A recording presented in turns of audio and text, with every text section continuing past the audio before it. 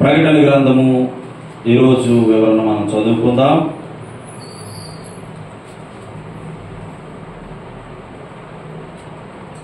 ప్రకటన గ్రంథాన్ని శీర్షిక అంటారు. ఏమంటారు? శీర్షిక.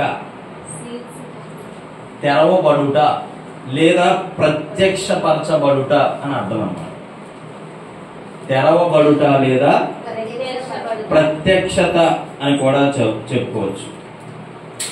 ఇది అపోస్తుడైనటువంటి యోహాను కలిగిన ప్రత్యక్షత. యోహాను కలిగిన ప్రత్యక్షత అంటే ఏంటి? చూచాడు. ఆమె కల్లారకి ఏదైతే చూశాడో బైబిల్ అది రాశాడు. ఆమె హల్లెలూయా.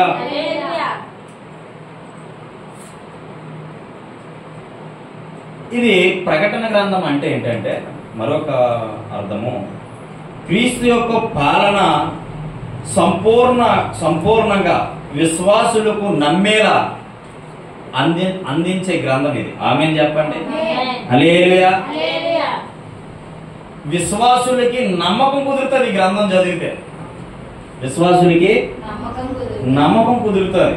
పరలోకం ఉంది, అలాగే నరలోకం కూడా ఉంది. ఆమేన్. హల్లెలూయా అనేటువంటి బైబిల్లో చెప్పగలిగిన గ్రంథము ప్రకటన గ్రంథము. అయితే ఈ ప్రకటన గ్రంథం రాసిన కాలము సుమారు క్రీస్తు శకం 95వ శతాబ్దంలో పద్మాసు ద్వీపములోనే రాశారనమాట. ఇది ఎక్కడ రాశారు? పద్మాసు ద్వీపము. చెప్పండి, పద్మాసు ద్వీపం. ఆ ద్వీపం అంటే ఒక దీవి. అది ఒక దీవి. ఆ దీవిలో ఈ యొక్క అపోస్తుడైనటువంటి యోహాను గారు ప్రత్యక్షతను చూస్తూ రాశాడు. ఆమేన్. హల్లెలూయా. హల్లెలూయా. ఎవరికి రాశాడు? కరెక్టే. ఎవరికి రాశాడు అంటే ఆసియా ఖండములో ఉన్న 7 సంఘాలకు, ప్రపంచంలో ఉన్న విశ్వాసులకి ఇవి రాశాడు అన్నమాట. ఆమేన్. హల్లెలూయా. ఆసియాలో ఉన్న 7 సంఘాలకు ప్రవచనపూర్వకంగా రాశాడు. అలాగే విశ్వాసులకి, ప్రపంచంలో ఉన్న ప్రతి విశ్వాసికి కూడా ఇవి రాశాడు. ఆమేన్. ఆ యోహాను గారు రాసిని చూసి 1వ అధ్యాయం అంతా చూసి రాశాడు.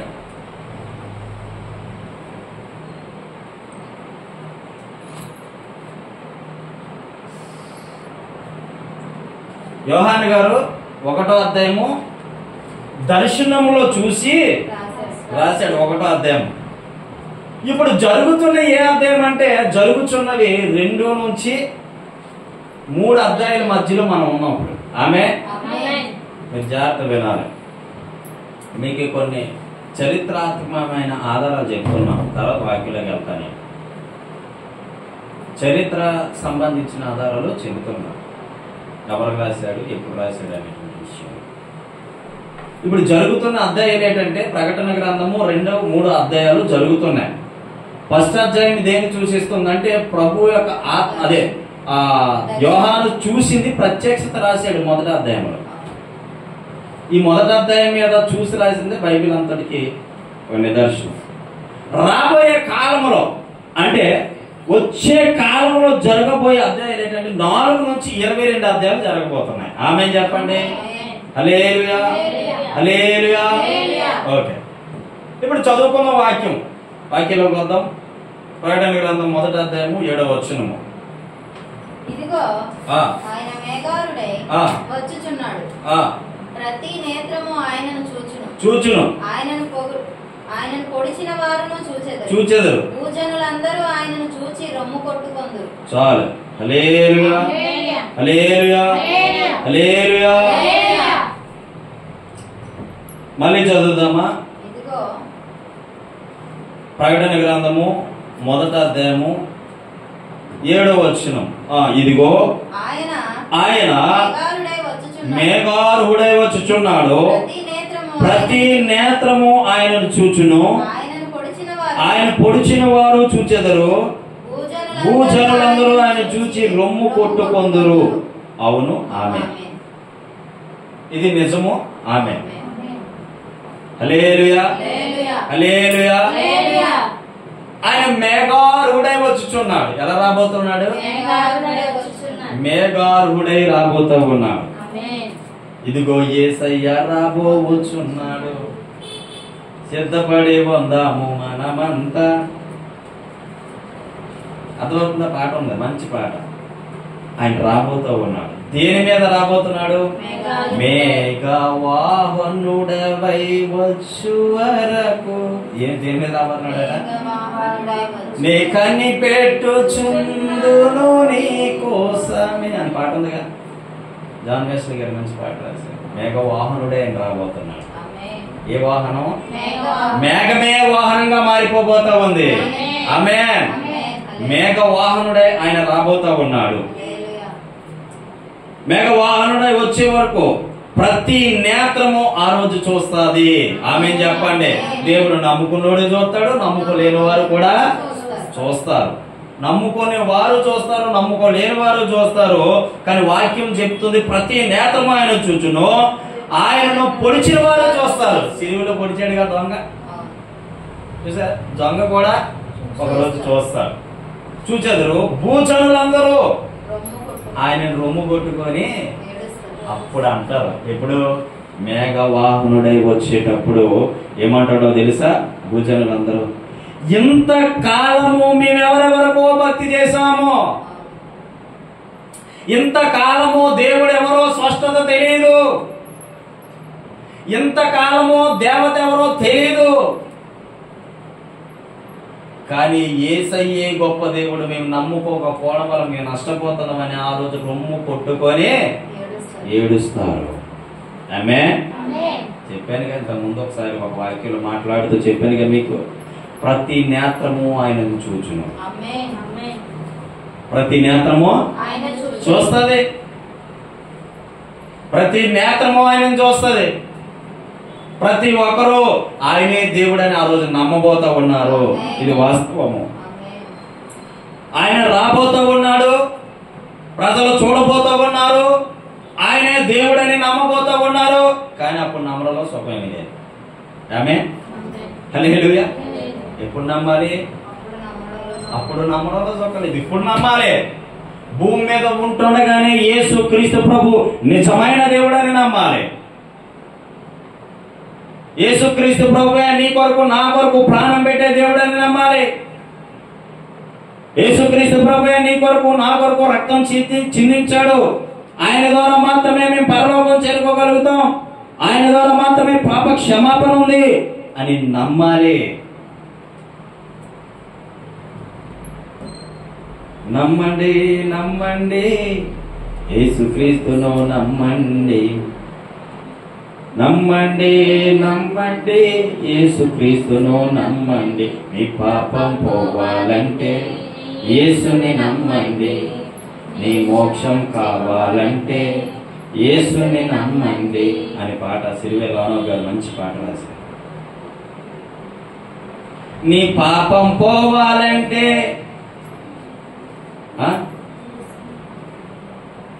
అర్థమవుతుందా? అలాగా. నీ రోగం పోవాలంటే ఎన్నో ఆసుపత్రులు ఉన్నాయి. నీ శాపం పోవాలంటే మార్గం నీకు తెలియనా? పాపం పోజే. రోగం పోవాలంటే ఆసుపత్రులు చాలా ఉన్నాయి. పాపం పోవాలంటే ఏ హాస్పిటల్కి వెళ్ళాలి? యేసయ్య హాస్పిటల్కి వెళ్ళాలి. ఆమేన్. నీ చెవుకు ఒక డాక్టర్ అయితే కన్నుకు డాక్టర్ ఉన్నారు. నీ మనసుకు పట్టిన రోగం శాప విముక్తి మార్గం పూర్తిగా పోవాలంటే యేసుని నమ్మండి. ఆమేన్. పూర్తి పోవాలంటే ఎవరు నమ్మాలి? యేసయ్య నమ్మాలి. ఈ పాట ఒక సభలో నేను పాడాను. ఎందుకు నవ్వుతున్నారు తెలుసా? అర్థం కరెక్ట్గా ఉంది కాబట్టి. ఆమేన్. అవునా? నీ రోగం పోవాలంటే హాస్పిటల్కి వెళ్తే సరిపోద్ది. కానీ నీ పాపం పోవాలంటే ఏసే హాస్పిటల్కి రా. ఆమె ఏసని హాస్పిటల్కి రా. నీ కొరకు ప్రాణం పెట్టినాడు ఆయన. అక్కడ మందులు ఉండవు, ఏమి ఉండదు, ప్రార్థన ఉంటది. నువ్వు హల్లెలూయా హల్లెలూయా. నీ పాపం పోవాలంటే యేసుని నమ్మాలి. నీ మోక్షం కావాలంటే యేసుని నమ్మాలి. ఆయన మేఘారూఢుడై వచ్చినప్పుడు నువ్వు ఒప్పుకోపోయిన ఆ రోజు ఒప్పుకోపోతున్నావు అంతే. ఈరోజు యేసుప్రభు దేవుడు అంటే మాకు ఉన్నారు దేవుని దేవతలు, మాకు ఉన్నారు చాలా మంది దేవుళ్ళు అని అనుకోని నాశనకరమైన కోపంలో జీవిస్తూ ఉన్నావేమో బిడ్డ. ఈ లైవ్ వింటున్న ప్రియమైనటువంటి సహోదరి సహోదరులారా, ఇంకా నువ్వు నాశనంలో ఉన్నావేమో. నాకు దేవుళ్ళు ఉన్నారు, నాకు దేవతలు ఉన్నారు, ఆ దేవుడు ఏదో దేవుడు అనుకోవచ్చేమో. ఒక రోజు వస్తుంది నీ కన్ను ఆయన చూస్తుంది. అప్పుడు అంటావు నీవా నిజమైన దేవుడివి. అయ్యో, భూమి మీద ఉన్నప్పుడు నిన్ను నేను తెలుసుకోలేకపోయానే, భూమి మీద ఉన్నప్పుడు నిన్ను నేను కనపరచలేకపోయానే, భూమి మీద ఉన్నప్పుడు నిన్ను నేను అర్థం చేసుకోలేకపోయానే, నన్ను క్షమించు ప్రభు అంటే అప్పుడే క్షమాపణ దొరుకుతుంది నీకు. ఎంత మనం ప్రార్థన చేసి మనిషికి ఏడు చెప్పినాం, అమ్మా ఏసని తెలుసుకోరా, చచ్చిపోయే ముందు నీకు ఏది ఎప్పుడైతే ఏముంది. ఆమె నువ్వు చచ్చిపోతావని తెలిసి కూడా నువ్వు ఆ స్థితిలో ఉండకూడదని దేవుడు నిన్ను విడిపించడానికి ఏసైని తెలుసుకో అని చెబితే ఏమంటుంది, నా టీ వెళ్తాను ఈ టీ వెళ్తాను. ఎటు వెళ్తుందట? ఆ మార్గం కావాలట, ఈ మార్గం కావాలట. రెండు పడవల మీద ప్రయాణం చేసే పరిస్థితి ఏంటో తెలియట్లేదు ప్రజలకి. రెండు పడవల మీద ప్రయాణం చేస్తే పరిస్థితి ఏ విధంగా ఉంటుందో తెలియలేదు ఇంకాను. చాలా మంది ఏసైని నమ్ముకొని కూడా ఆ పడవ మీద కూడా అడిగేసి వాళ్ళు లేకపోలేదు. ఆమె హల్లెలూయా. నా వైపు చూడాలి అందరూ. రెండు పడవల మీద అడిగేసి ప్రయాణం చేస్తే బిడ్డ నీ కొరకు నాశనకరమైన కోపం ఒకటి రెడీ చేసి పెట్టాడు దేవుడు. పడ్డావంటే లేకలేదు, జాగ్రత్త.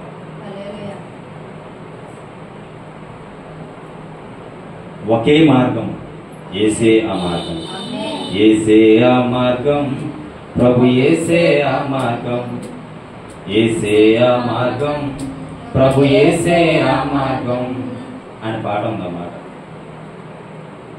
రెండే రెండు మార్గాలు, జీవం మరణం, ఒకటే మోక్ష మార్గము, ఏసే ఆ మార్గం, ఏసే ఆ మార్గం, ప్రభు ఏసే ఆ మార్గం. హల్లెలూయా. ఏ మార్గం అంట? ప్రకటన గ్రంథం ప్రత్యక్షతో రాయబడిన గ్రంథము. ప్రజలకు చూపించి మరి ఇగో దేవుడు ఉన్నాడు అని రుజువుపరిచే గ్రంథం ప్రకటన గ్రంథము. ఈ ప్రకటన గ్రంథములో మనం చూస్తున్నటువంటి అధ్యాయాలు, మనం చెప్పుకున్న మాటలు చాలా మందికి తెలియట్లే ఎవరు దేవుడో. ఈ లోకంలో అందరూ దేవుళ్ళే, అందరూ దేవుళ్ళు. ఎవరు దేవుని వాళ్ళు పూజించుకుంటున్నారు, తప్పేం లేదు. కానీ వాళ్ళకి మనకి మనం అనుకుంటాం అనేకులు రక్షించబడితే బాగుండని. మనకు తెలుసు సత్యం ఏంటో అనేది, మనకు తెలుసు నీతి కలిగిన దేవుడు ఎవరో అని, మనకు తెలుసు నిజాయితీ కలిగిన దేవుడు ఎవరో అని, మనకు తెలుసు ఏ పాపం లేని దేవుడు ఎవరో అని, మనకు తెలుసు ఆయన సత్యవంతుడని, ఆయన మార్గంలో నడిస్తే తప్ప మోక్షం లేదని మనకు తెలుసు. మనం ఏం చేస్తాం? ఊరుకోలేం కదా. సువార్త ప్రకటించమన్నాడు ప్రభు, సువార్త చెప్పమన్నాడు దేవుడు. మనం ఏం చేయాలి? సువార్త ప్రకటిస్తుంటే సత్యానికి చోటు ఎక్కడైనా ఉందా? రాళ్ళు ఇసురు కొట్టడము, గుడ్లు ఇసురు కొట్టడము, టమాటాలు ఇసురు కొట్టడం, మనం కూడా పేడ నీళ్ళు వేసేస్తాను మొహం మీద. క్రైస్తవులు అంటే బలం లేని వాళ్ళు, పనికి వాళ్ళు, ఏమీ తెలీదు, వాళ్ళ దేవుడు ఎటువంటి వాడే, వాళ్ళు ఎటువంటి వాడే అనుకుంటున్నారేమో. మా దేవుడు తిరగబడమని చెప్పలేదు, అందుకే మేము ఎలాగున్నాం. ఏమే? మా దేవుడు తిరగబడమని చెప్పలే. మా దేవుడు తిరగబడమని చెప్పలే. ఏం చెప్పాడు? ప్రేమ చూపు. ఆమె ఒక బస్సులో ఒక ఆయన ప్రయాణం చేసుకుంటూ పోతూ ఉన్నాడు. ప్రయాణం చేసుకుంటూ పోతా ఉంటే ఆ ప్రయాణికుడిని మన ఆ ప్రయాణికుడిని ఏం చేశాడంటే సువార్త చెప్తూ ఉన్నాడు. ప్రయాణికులకి అందరికీ సువార్త చెప్తుంటే అందరూ అక్కడ మండింది. ఎందుకు మండిందో తెలుసా? మనోడు ఫోన్లో మాట్లాడుతున్నాడు. ఫోన్లో మాట్లాడుతుంటే వెనకాల నుంచి అరిచి దేవుడి సువార్త ప్రకటిస్తూ ఉంటే ఒకడు మండి పాటను కొట్టేసాడు అన్నమాట. పాటను కొట్టిస్తే ఈయనేం అనలే, అయినా మళ్ళీ సువార్త ప్రకటిస్తుంటే మళ్ళీ ఇంకోటి కొట్టాడు. 2-3 చుట్లు కొట్టిన తర్వాత అయినా సరే ఏమనలే. ఏమనకపోయేసరికి అప్పుడు ఆయన నవ్వుతూ సమాధానం ఇస్తూ, ఆయన ఎన్నిసార్లు నవ్వుతుంటే అన్నిసార్లు కొడతా ఉన్నాడు. ఆ తర్వాత ఏం జరిగిందంటే ఆయన ఏడుస్తూ సువార్త ప్రకటించాడు. ఏమే, నువ్వు నరకానికి పోతావు అనుకుంటే, నువ్వు నిచ్చి నరకానికి పోవడం నాకు ఇష్టంలే, నువ్వు పాపంలో ఉండిపోవడం నాకు ఇష్టంలే, ఇగో యేసయ్య నిజమైన దేవుడు తెలుసుకో అని ఏడుస్తూ ఉంటే అవతల మనిషి హృదయం కరిగిపోయి అంటున్నాడు, నేను ఎవరిని పట్టించుకున్నాడు? నా కొరకు నువ్వెళ్ళి కన్నీరు కారుస్తున్నావు. నా కొరకు నా తల్లి కన్నీరు కార్చలే, తండ్రి కన్నీరు కార్చలే, అన్నదమ్ములు కన్నీరు కార్చలే, అక్కజల్లులు కన్నీరు కార్చలే, నువ్వెవడే నా కొరకు కన్నీరు కార్చడానికి? అయినా నువ్వు కన్నీరు కారుస్తున్నావు అంటే నువ్వు సత్యం చెప్తున్నావు అని నేను నమ్ముతూ ఉన్నాను అని చెప్పి అక్కడికక్కడ ఒప్పుకొని బాప్తిసం పొందాడు. ఆమేన్. సువార్త ప్రేమతో ప్రకటించాలి. ఆమేన్. హల్లెలూయా. సత్యమైన దేవుని తెలుసుకున్నావు నీవు నేను కూడా. ఆయన రాబోతూ ఉన్నాడు, ఆయన త్వరగా రాబోతూ ఉన్నాడు. ప్రతి నేత్రం ఆయన చూడబోతూ ఉంది. ప్రతి ఒక్క మనిషి కూడా ఆ నేత్రాలు 2 నేత్రాలతో చూడబోతూ ఉన్నారు. అక్కడక్కడ సూచనలు జరుగుతూ ఉన్నాయి, ప్రవక్తలు చెప్పినవి జరుగుతూ ఉన్నాయి. దేవునికి మహిమ కలుగునుగాక. హల్లెలూయా. అంత్యకాలంలో ఏం జరగబోతుందో ప్రతిదీ కూడా ప్రకటన గ్రంథంలో ఆయన ప్రత్యక్షతలో రాయబడి ఉంచాడు దేవుడు. చూడండి, ప్రకటన గ్రంథం 2:25 ఒకసారి చదువుతాం. నేను వచ్చే వరకు పట్టుకొనుడి, నేను నా తండ్రి వలన అధికారము పొందినట్టు జయించుచు అంతం వరకు నా క్రియలను జాగ్రత్తగా చేయువానికి జనుల మీద అధికారము ఇచ్చేది. చాలు. హల్లెలూయా. హల్లెలూయా. ఇక్కడ ఏం చెప్తున్నాడు అంటే ప్రకటన గ్రంథము 2:25 నేను వచ్చు వరకు మీకు కలిగి ఉన్న గట్టిగా పట్టుకోండి. కలిగి ఉన్న దానిని ఏంటంటే, కలిగి ఉన్నది ఏంటిది చెప్పాలి, నోరిప్పాలి. కలిగి ఉన్నది ఏంటి? కలిగి ఉన్నది ఏంటిది? అర్థమైందా? వాక్యం అర్థమైందా? ఆయన రక్షణ ఇచ్చాడు. రక్షణ ఇచ్చినట్టు ఏమవుతుంది కదా? అవునా? దేవునికి మహిమ కలుగునుగాక. ఆయన కలిగి ఉన్నదాన్ని మనం ఏం చేయాలి? గట్టిగా పట్టుకోవాలి. ఆ రక్షణలోంచి మనం చెదిరిపోకుండా ఆయన రక్షణ ఇచ్చాడు. మనకి ఏమి ఇచ్చాడు? రక్షణ ఇచ్చాడు. 2 పరిశుద్ధాత్మ ఇచ్చాడు. ఇవి మనం పట్టుకుంటే, జారిపోకుండా ఉంటే, ఎవరి మాటలో చెప్పి ఎవడో ఏదో అన్నాడని, ఎవడో ఏదో కూసాడని, ఎవడో ఏదో చెప్పాడని, ఏసే మార్గం కాదని, ఏసే మార్గం మంచిది కాదని పలుకుపోయిన చాలా మంది ఉన్నారు. ఇలాంటి బిడ్డ నరకం సిద్ధపరిచి ఉంచాడు దేవుడు. ఆమేన్. హల్లెలూయా. హల్లెలూయా. నాగల మీద ఒకసారి చేసి వెనక్కి తిరిగేవాడు. ఆమేన్.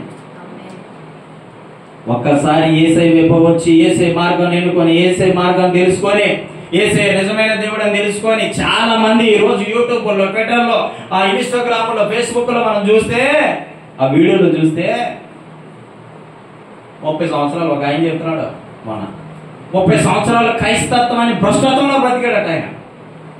నేను చెప్తున్నా, ఆయన సూటి ప్రశ్న వేస్తున్నా, ఏంటో తెలుసా? మరి నాయన, క్రైస్తత్వం అంటే బ్రతుకును మార్చేది, జీవితాలు మార్చేది, కుటుంబాన్ని కట్టేది, మనిషిని మనిషిగా బ్రతకనిచ్చేది క్రైస్తవ్యం. భ్రష్టత్వంలో నెట్టేసేది కాదు క్రైస్తవ్యం.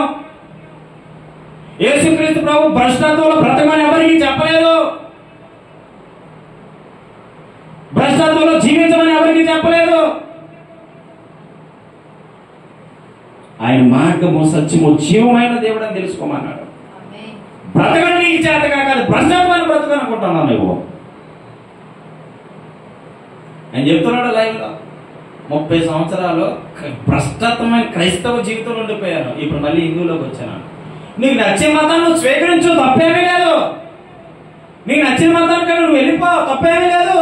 కానీ నీకు జీవించడం సరిగ్గా చేతకాలే. క్రైస్తవులకు వచ్చినప్పుడు సరిగా జీవించకపోతే ఎన్ని కష్టాలు ఉంటాయో చక్కగా బ్రతికితే అంత మేలు కూడా ఉంటుందండి. దేవునికి మహిమ కలుగునుగా. హల్లెలూయా, హల్లెలూయా. క్రైస్తవ్యం అంటే ఏమనుకుంటున్నాం? చేతకానిది అయిపోయింది క్రైస్తవ్యం ఈ రోజుల్లో సమాజానికి. నువ్వే చెప్తావు రేపు, ఎప్పుడు ఆయన మేఘాలుడై వచ్చిన రోజు చెప్తావు, తండ్రి నన్ను క్షమించయ్యా అని నా మాట నీ నోటులు రాకపోతావు.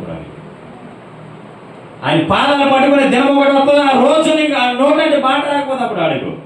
ఇక్కడ కాకపోతే పరలోకమైన ఇది చూస్తాను నేను. ఆమె హల్లెలూయా. ఏమనుకుంటున్నావు? యేసుక్రీస్తు ప్రభు అంటే తిట్టినోడు చూస్తాడు, కొట్టినోడు చూస్తాడు, ఆయన పొడిచిన వారు చూస్తారు, అందరూ చూస్తారు. ఆమె హల్లెలూయా. ఎవరెవరు చూస్తారంట? తిట్టినోళ్ళు చూస్తారు, కొరడాతో కొట్టినోళ్ళు చూస్తారు, ఆయన మీద నిందలేసిన వాళ్ళు చూస్తారు, వీడు దేవుడు కాదని నశించుకున్న వాళ్ళు చూస్తారు, వీడు నమ్మకస్తుడు కాదని నశించుకున్న వాళ్ళు చూస్తారు. ప్రతి ఒక్క నేత్రము ఆయన చూడబోతా ఉంది ఒక దినాన్ని. అప్పుడు అంటారు, ఎన్నాళ్ళు ఎంత భ్రష్టత్వంలో మేము బ్రతికేమా. హల్లెలూయా, హల్లెలూయా. చూడండి ప్రకటన గ్రంథము 3వ అధ్యాయం 3వ వచనం.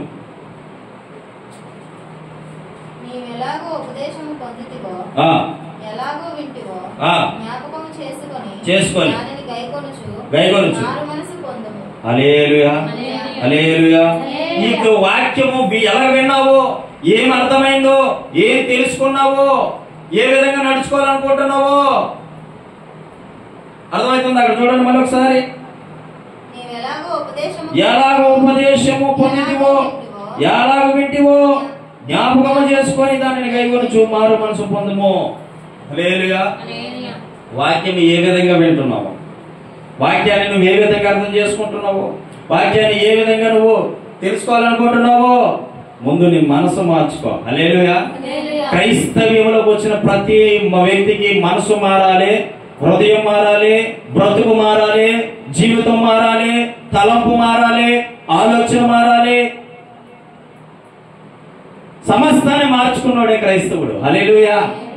క్రైస్తవులు ఉన్న చాలా మంది ఉన్నారు క్రైస్తవులు, ఏది మారదు, యేసయ్య కావాలి, ఏది మారదు, యేసయ్య కావాలి. యేసయ్య కావాలంటే కొన్నిటిని చంపేసుకోవాలి. అర్థమవుతుందా? కోరికలు చంపుకోవాలి, ఆలోచనలు చంపుకోవాలి. యేసయ్య మార్గం కావాలంటే సత్యంగా నడాలి, అబద్ధాలు విడిచిపెట్టాలి, మోసాలు విడిచిపెట్టాలి, దొంగతనం విడిచిపెట్టాలి, కామ కోద మత మత్సరము ఏమీ లేకుండా జీవించాలి. యేసయ్య మార్గం అంటే కొన్ని విడిచిపెట్టాలి బిడ్డ. మారు మనసు పొందాలి, పాప క్షమాపణ పొందాలి. ఇవేమీ లేకుండా యేసుప్రభు కావాలండి. ఏం కావాలట? యేసుప్రభు రక్షణ కావాలండి. అందుకే కొన్ని మందిరాలు ఏం చేస్తారు, రక్షణ కావాలన్న వాళ్ళకి ఒక నైట్ అంతా సిద్ధపరుస్తారు. వాళ్ళు ఏం చేస్తారు తెలుసు, మెత్తగా రోడ్లు వేసి దంచినట్టు ఆ మనుషులు ఒక మందిరానికి వెళ్ళారు. ఎక్కడంటే ఒక మందిరానికి వాక్యం చెప్పడానికి వెళ్ళారు. రాజమండ్రి దగ్గర ఒక ప్రాంతంలో వాక్యం చెప్పడానికి వెళ్తే ఆ రోజు నైట్ అంతా ప్రార్థన జరుగుతుంది. నాకు 1 గంట సమయం ఇచ్చారు, వాక్యం చెప్పాను, వచ్చేసాను, భోజనం పెట్టారు. అక్కడ నుంచి బయలుదేరి వచ్చేసే ముందు రాత్రి అక్కడ పడుకున్నాను. రాత్రి పడుకొని ఉదయం లేచి బయలుదేరు అంటాడు, అయినా ప్రార్థన అవుతుంది. ప్రార్థన అవుతుంది ఏంటి? ఆ పాస్ గారు ప్రేర్ చేసి వద్దామని చెప్పి బయలుదేరేసి వస్తే పాస్ గారు ఇంకా ప్రార్థన జరుగుతుందంటే ఇంకా జరుగుతుంది. ఎందువల్ల అంటే రేపు ఉదయం బాప్తిజం తీసుకుని ఈ రోజు నైట్ అంతా ఏం చేయాలట? ప్రార్థన చేయాలి. సిద్ధపడేస్తుంటారు నైట్ అంతా. హల్లెలూయా. ఇలాంటి వాళ్ళు కావాలండి. నైట్ అంతా సిద్ధపడాలి. బాప్తిజం కావాలన్నోడికి సత్యం ఏంటో తెలియకుండా బాప్తిజం అవ్వకూడదు. ఆమె మారు మనసు లేకుండా బాప్తిజం అవ్వకూడదు, లేకపోతే తొలగిపోతారు వాళ్ళు. తొలగిపోతారు మారు మనసు లేకుండా బాప్తిజం ఇస్తే. అప్పుడు అనుకున్నాను, ఇలా సిద్ధపరచడం మంచిదైతే. ఆమె హల్లెలూయా. ఇలా రాత్రి అంతా నలగొట్టడం మంచిదైతే. బోర్ చేసిన బండి ఎప్పుడు చూసారా? ఆటో బోర్ చేస్తే లేదా బైక్ బోర్ చేస్తే చూసారా? రాత్రి అంతా ఏం చేస్తున్నాడు? లోపల అంతా ఇంజిన్ నలుగుతూ ఉంటుంది. నైట్ అంతా ఏమవుతుంటది? రన్నింగ్ అవుతూ ఉంటది. నైట్ అంతా రన్నింగ్ అవుద్ది. ఎందుకో తెలుసా? ఉదయం లేచి మళ్ళీ వాడు యథానికి బండి నడిపించుకోవాలి. నైట్ అంతా కూలింగ్ లో పెట్టకపోతే ఏమవుతుందో తెలుసా? అది చేసిన బోరికి ప్రతిఫలం ఉండదు. ఆమె అలాగే బాప్తీసానికి వెళ్లే ముందు నీ బ్రతికేమో తెలుసా? మార్పు చెందేంత వరకు నేను రోలుతో దంచుతూ ఉండాలి. ఈసారి నుంచి అది చేయాలి. మనం ఒక నైట్ అంతా ఒప్పుగానే ప్రతి పాపాన్ని, నీ ప్రతి పాపాన్ని దేవుడి సన్నిధిలో ఒప్పుకో. బాప్తీసం తీసుకుంటానంటే అయ్యి కదా అనగానే పద నీళ్ళకి వెళ్ళి ముంచేస్తాను అనకూడదు. పద నీళ్ళకి వెళ్ళి ముంచేస్తాను అంతే ఆడ వెళ్ళిపోతాడు. తిరిగి తోవ తప్పిపోయిన గొర్రెగా మాదిరి వాళ్ళు తిరుగుతూ ఉంటాడు. హల్లెలూయా. గుర్తుపెట్టుకోవాలమ్మా, మారు మనసు లేనిదే బాప్తిస్మో పొందకూడదు. 3వ వచనంలో రాయబడి ఉంది, నీవెలాగో ఉపదేశం పొందితువు, ఎలాగో వింటువు, జ్ఞాపకము చేసుకుని దానిని గైకొనొచ్చు, మారు మనసు పొందు. అలా ఉంటే అప్పుడు బాప్తిసం ఇవ్వచ్చు. ఆమె చూడండి, యోహాను సువార్త ప్రకటన గ్రంథం 3వ అధ్యాయము 4వ వచనం.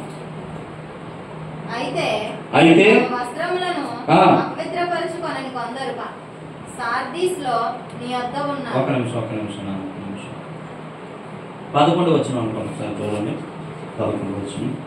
నేను నిన్ను కాపాడదు. కాదు 3వ అధ్యాయము 11వ వచనం. నేను త్వరగా వచ్చుచున్నాను. ఎవడును నీ కిరీటము సంహరింపకుండునట్లు నీకు కలిగిన దానిని గట్టిగా పట్టుకొను. చాలు. హల్లెలూయా, హల్లెలూయా.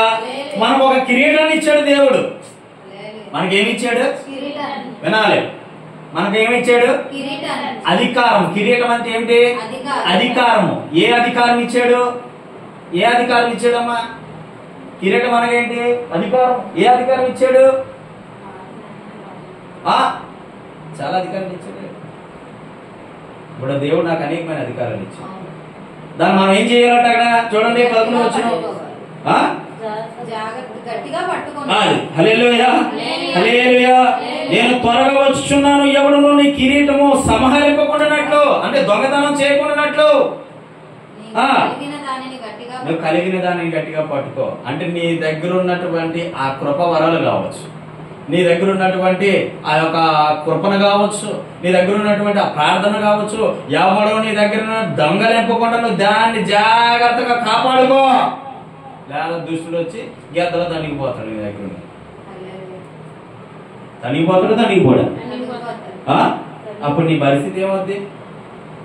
అందుకే అమ్మ చెప్తున్నాను, జాగ్రత్తగా మీ శరీరాలు కాపాడుకోండి, మీ మనసులు కాపాడుకోండి, మీ బుద్ధిని కాపాడుకోండి, మీ ఆలోచనలు కాపాడుకోండి.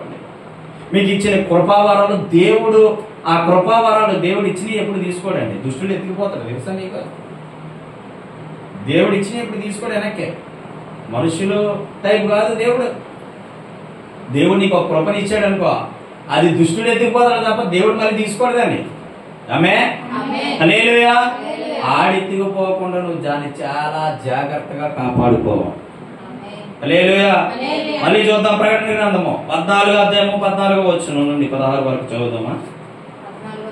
14వ అధ్యాయం. ఈరోజు ఆయన మేఘారూఢుడై వచ్చుచున్నాడని తెలుసుకుంటున్నాం. ఇదిగో తెల్లని మేఘము కనబడెను. మనుష్య కుమారుని పోలిన ఒకడు ఆ మేఘము మీద ఆసీనుడై ఉండెను. ఆయన శిరస్సు మీద సువర్ణ కిరీటమును చేతిలో వాడిగల కొడవలి ఉండెను. అప్పుడు మరి ఒక దూత దేవాలయములో నుండి వెడలి వచ్చి భూమి పైరు పండి ఉన్నది, కోతకాలం వచ్చి ఉన్నది, నీ గొడవలు పెట్టి కోయమని గొప్ప స్వరంతో ఆ మేఘం మీద ఆసీనుడై ఉన్న వాడితో చెప్పెను. మేఘం మీద ఆసీనుడై ఉన్నవాడు తన కొడవలి భూమి మీద వేయగా భూమి పైరు కోయబడెను. హల్లెలూయా, హల్లెలూయా. ఇప్పుడు మనం తెలుసుకోవాలి ఇక్కడ ఏంటంటే, దీనికి అర్థం చెప్తాను. మరియు నేను చూడగా తెల్లని మేఘం ఒకటి కనబడిను, మనుష్య కుమారుని పోలిన ఒకడు మేఘం మీద ఆసీనుడై వచ్చును. ఎవరొస్తారు మేఘం మీద? ఇందాక మనం చెప్పుకున్నాం కదా, దేవుడే రాబోతూ ఉన్నాడు ఆ మేఘం మీద. హల్లెలూయా, హల్లెలూయా.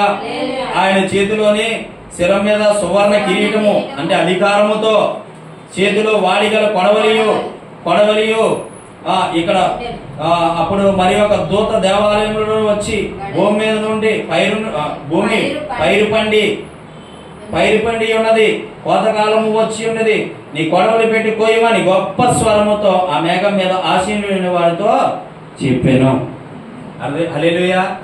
అంటే దేవుడు ఎప్పుడు రాబోతున్నాడు అంటే ప్రజలు ఆయన తీసుకొని వెళ్ళబోతూ ఆమె ఆయన రాబోతున్నాడు. మేఘం మీద వచ్చి మధ్యాకాశంలోకి వచ్చి బోర శబ్దం పోదంగానే ఈ బోర శబ్దం విన్న ప్రతి ఒక్కరు ఫస్ట్ చనిపోయిన వారు లేకపోతున్నాడు, రెండోది సంఘాన్ని లేకపోతున్నాడు. అర్థమవుతుందా? ఈ సంఘాన్ని లేపి తీసుకెళ్ళబోతా ఉన్నాడు. ఇంకా అప్పుడు అంటాడు దేవుడు, భూమి మీద పంట పండిపోయింది, నేను కోయడానికి కొడవలు పట్టుకొని రాబోతా ఉన్నాడు. ఆయన అధికారంతో రాబోతా ఉన్నాడు భూమి మీదకి వచ్చి. ఆ పంట ఏదైతే దేవునికి ఉపయోగపడే పంట పండిందో ఆ పంటను ఆయన తీసుకెళ్ళబోతున్నాడు. లేదు ఇక్కడే ఉండిపోబోతున్నాడు. తెలుసా మీకు? రాకుండా ఇది జరగబోతా ఉన్నాడు.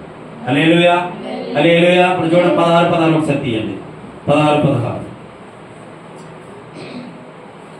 మీకు చోటుకు వారిని పోగు చేసేదను, ఇదిగో నేను దొంగ వలె వచ్చుచున్నాను. తాను దిగంబరిగా ఉండగా సంచరించుచున్నందున జనులు తన దిశములను చూచెదరేమో అని మెలకుగా ఉండి తన వస్త్రములు కాపాడుకునేవాడు ధన్యుడు. హల్లెలూయా, హల్లెలూయా, హల్లెలూయా. ఏ వస్త్రమో తెలుసా? ఏ వస్త్రమో తెలుసా? నీతి అనే వస్త్రము. హల్లెలూయా. నీతి అనే వస్త్రము ధరించుకోవాలి. నీతి అనే వస్త్రము ధరించుకోవాలి. నీతి అనే వస్త్రము ధరించుకోవాలి అంటే మీరు అర్థమైన భాష నేను చెప్తాను చూడండి. మీ చోటుకు వారిని పోగు చేసాను, ఇదిగో నేను దొంగ వలె వచ్చుచున్నాను. ఎలా వస్తున్నాడట ఆయన? రెండో రాకడి. ఆమె అది రెండో రాకడలో ఆయన ఎలా రాబోతున్నాడట? ప్రభు దొంగ వలె రాడు, దొంగ వలె వచ్చేదనని చెప్పాడు. హల్లెలూయా. దొంగ వలె రాబోతూ ఉన్నాడు, వస్తున్నాడు. అలాగే తాను దిగంబరిగా సంచరించినందున జనులు తన దిశములను చూచెదరేమో అని వెనుకోగొండి తన వస్త్రములను కాపాడుకునేవాడు ధన్యుడు. అర్థమవుతుందా? మనిషిని దిగంబరిగా ఎవడో చూడకూడదు కాబట్టి నీతి అనే వస్త్రమును ధరింపజేస్తా ఉన్నాడు. ఆమె ఆ వస్త్రముతో నేను ఆ వస్త్రమును కాపాడుకునేవాడు అంటే నీతి యథార్థని పాడైపోయింది దేవుడు చూడ ఇప్పుడు కూడా నేను నీతిగా మార్చడానికి దేవుడు చూస్తాడు. కాబట్టి నీతి అనే వస్త్రాన్ని నీకు ధరింపజేసి నిన్ను పరలోకం చేర్చే దేవుడు మన యేసయ్య. హల్లెలూయా, హల్లెలూయా, హల్లెలూయా. 17వ అధ్యాయం 4వ వచనం ఒకసారి చదువుకుందాం. 17వ అధ్యాయం 4వ వచనం. ఆ స్త్రీ ధూమ్ర రక్త వర్ణము గల వస్త్రము ధరించుకొని బంగారముతోను రత్నములతోను ముత్యములతోను అలంకరింపబడినదై ఏహ్యమైన కార్యములతోను మనం చేయుచున్న వ్యభిచార సంబంధమైన అపవిత్ర కార్యములతోను నిండిన ఒక సువర్ణ పాత్రను తన చేత పట్టుకొని ఉండెను. దాని నొసట దాని పేరు ఇలాగూ వ్రాయబడి ఉన్నది, మర్మము వేశ్యలకును భూమిలోని ఏహ్యమైన వాటికిని తల్లి అయిన మహాబహులోను మరియు ఆ స్త్రీ పరిశుద్ధుల రక్తము చేతను యేసు యొక్క హతసాక్షుల రక్తము చేతను మతిల్లి ఉండుట చూచితిని. నేను దాన్ని చూచి బహుగా ఆశ్చర్యపడగా. హల్లెలూయా, హల్లెలూయా, హల్లెలూయా. మనం అర్థం చేసుకోవాల్సింది ఆయన మేఘారుడే రాబోతూ ఉన్నాడు, ఆయన త్వరగా రాబోతూ ఉన్నాడు. ఆయన ప్రతి నేత్రము చూడబోతూ ఉంది, ప్రతి కన్ను ఆయన చూడబోతూ ఉంది. ఇప్పటి వరకు మనం చదువుకున్న ప్రతి వచనములో కూడా ఆయనకి యొక్క ప్రత్యక్షత మనకి కనబడుతూ ఉంది. హల్లెలూయా, హల్లెలూయా, హల్లెలూయా. ఆయన రాబోతూ ఉన్నాడు. ఒక ఆయనట ఒక పెద్ద కొండ దగ్గర ఒక మీటింగ్ ఏర్పాటు చేశారు. పెద్ద కొండ దగ్గర మీటింగ్ ఏర్పాటు చేశారు. మీటింగ్ ఏర్పాటు చేస్తే అప్పుడు ఆ కొండ దగ్గర మీటింగ్ ఏర్పాటు చేస్తే ఆ మీటింగ్ లోని ఇదే వాక్యం చెప్తున్నాడట, ఆయన త్వరగా రాబోతా ఉన్నాడు. ఆమె ఆయన త్వరగా రాబోతూ ఉన్నాడు, ఆయన త్వరగా రాబోతూ ఉన్నాడు అనే వాక్యం చెప్తూ ఉన్నాడట. చెప్తుంటే ఈ లోపు వర్షం పడిపోయింది. ఏం పడిపోయిందట? వర్షం పడిపోయిందట. వర్షం పడుతుంటే అప్పుడు ఆయన అంటున్నాడట, పాస్టర్ గారు ఏమంటున్నాడట తెలుసా?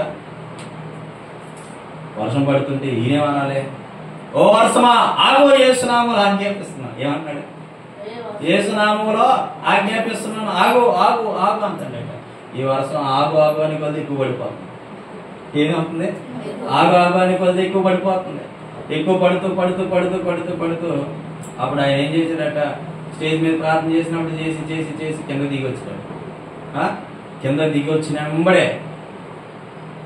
వచ్చినప్పుడే ఆయన ఏమనుకున్నాడు తెలుసా? ఎంత అధికారం దేవుడు నాకు ఇచ్చాడు. నేను ఎక్కడ ప్రార్థన చేసినా ఆగింది, కానీ ఇక్కడ ఆగలేదు. ఇంకా నాకు దేవుడి మీద నమ్మకం లేదు, విశ్వాసం లేదు, ఆయన నన్ను తీసుకెళ్తాడని నమ్మకం లేదు అన్నాడట. ఏమన్నాడట?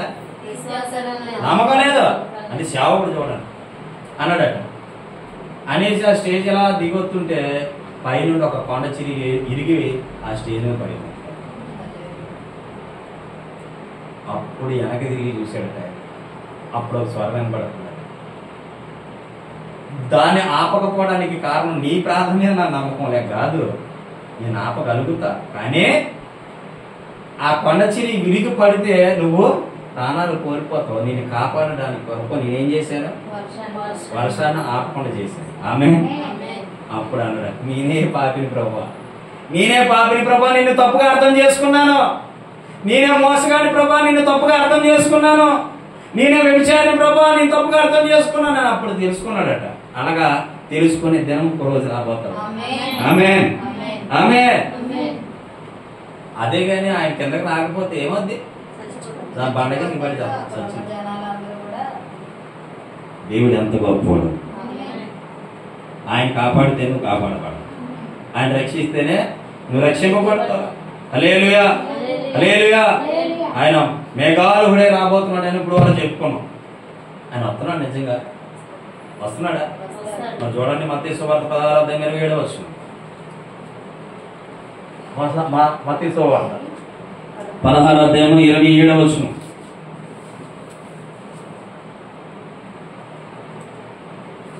మనుష్య కుమారుడు తన తండ్రి మహిమ గలవాడే తన దూతలతో కూడా రాబోచున్నాడు. హల్లెలూయా.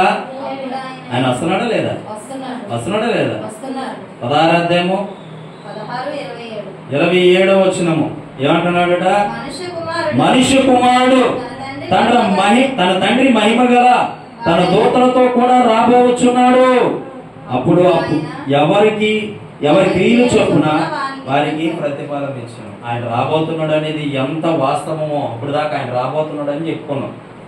అదవుతుందా? ఆయన రాబోతున్నాడనే చెప్పుకున్నాం. ఆయన రాబోతున్నాడు అనేది ఎంత వాస్తవమో ప్రతి నేత్రము చూచును, ప్రతి ఒక్క రూము కొట్టుకోను అని వాక్యం ఉంది కదా.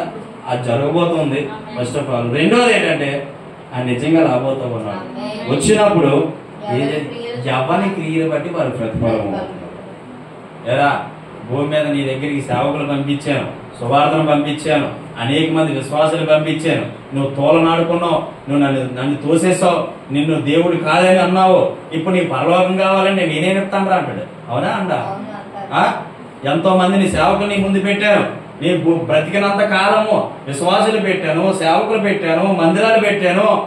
ఇంతమందిని నీకు ఏర్పాటు చేసి పెడితే ఆ సత్య సువార్త నేను ఎన్నోసార్లు నువ్వు కాలదన్నావు, ఎన్నోసార్లు నన్ను తొక్కావు, ఎన్నోసార్లు నన్ను అవమానపరిచావు, ఎన్నోసార్లు నిందించావు, ఎన్నోసార్లు అపహేళన చేశావు.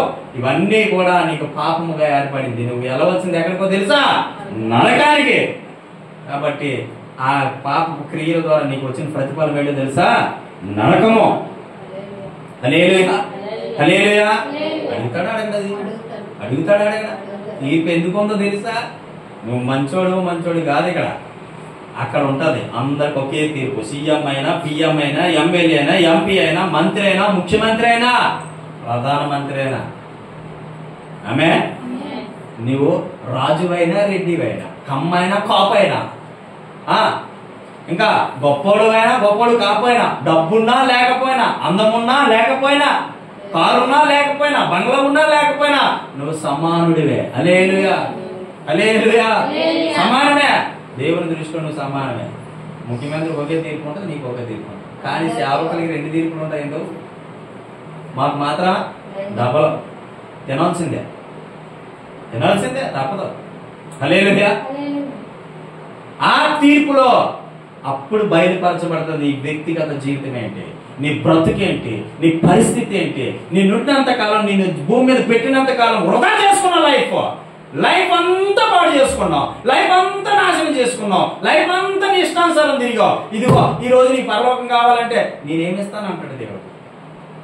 వాని క్రియల చొప్పున వానికి జీతము సిద్ధపరిచి ఉంచాడు. జాగ్రత్త సుమే.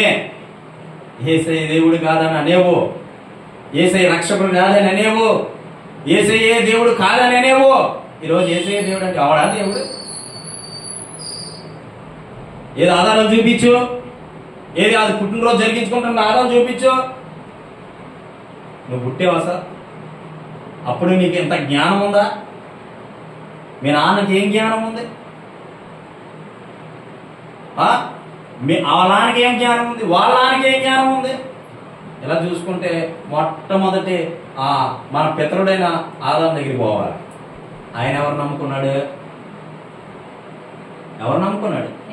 యేసయ్యనే కదా. హల్లెలూయా. ఆయన దేవుణ్ణే కదా నమ్ముకున్నాడు. ఏ దేవుణ్ణి? మరి ఆది కాలంలో ఎవరున్నారు? ఇప్పుడు యేసయ్య కదా. కానీ ఇప్పుడు అంటున్నారు చాలా మంది. కానీ సుమా గుర్తుపెట్టుకో, నీ మాటలకి కూడా ఒక ముగింపు రాబోతావు. నీ పనికి మాలిన మాటలకి కూడా ఒక ముగింపు రాబోతావు. పేలాపన నోరు పెట్టుకొని అనేకుల ముందు అరుస్తున్న దానికి నీ చేతులు అనేక సేవకులు కొట్టడానికి ఉపయోగిస్తున్నావు కాదు, దానికి కూడా ప్రతిఫలం రాబోతా ఉంది. వాని క్రియలు చెప్పిన వానికి జీతము ఉంది.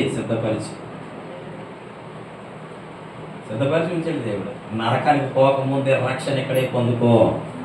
ఆమె నరకానికి పోకముందే రక్షణ ఇక్కడ సిద్ధపరచుకో, లేకపోతే తిన్నగా నరకానికి వెళ్ళిపోతావు. ఈ వాక్యం వింటున్న ప్రియమైన సహోదరి సహోదరులా, నీ క్రియలు బట్టి, నీ కార్యాలు బట్టి ప్రతిఫలం ఉంటుంది. అని ఎవ్వరు చూడలేదులే, ఎవరికి తెలియదులే, ఏమి అయిపోదులే అనుకుని బ్రతుకుతున్నావు. నేను చూసేది మనుషులు కాదు, దేవుడు చూస్తున్నాడు పైనుంచి.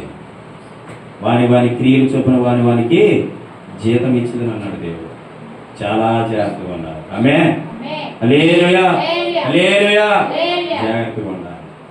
కాబట్టి ప్రియమైన సహోదరి సహోదరుడా, ఆయన రాబోతూ ఉన్నాడు. నీవు నిన్ను ఆయన తీసుకెళ్ళబోతూ ఉన్నాడు. ఆమేన్. దేవుడి మాటలు దీవించును, దేవుడి మాటలు ఆశీర్వదించును. ప్రార్థన చేసుకుందాం.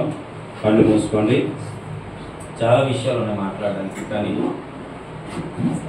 టైం లేదు. ప్రార్థన చేసుకుందాం. మహాపరిశుద్ధుడైన తండ్రి, పరలోకమందున్న ప్రభువా, గొప్ప దేవుడు మీకు వందనాలు. ఇదిగో తండ్రి, మీరు మాట్లాడే ప్రతి మాటను బట్టి కృతజ్ఞతాస్తుతులు చెల్లిస్తున్నాను. నిన్ను నమ్మిన వారు, నమ్మని వారు కూడా ఒకరోజు మేము రాబోతూ ఉన్నామని నమ్మి విశ్వసించడానికి సహాయం చేయండి. అలాగే ప్రభువా, ఇదిగో తండ్రి నాయన యేసయ్య, నేను అనేకులు రొమ్ము కొట్టుకుందని ఈ వాక్యం సెలవిస్తాను. అవును ప్రభా, నీవే నిజమైన దేవుడు కనుక ఆ రోజు తెలుసుకోబోతున్నారు. ఈ భూమి మీద ఎంత చెప్పినా వారు వినట్లే, ఎంత చెప్పినా వారు నాయన తండ్రి గమనించట్లే, గుర్తుపెట్టుకోవట్లే. ఇగో యేసు ప్రభు నిజంగా రాబోతూ ఉన్నాడు.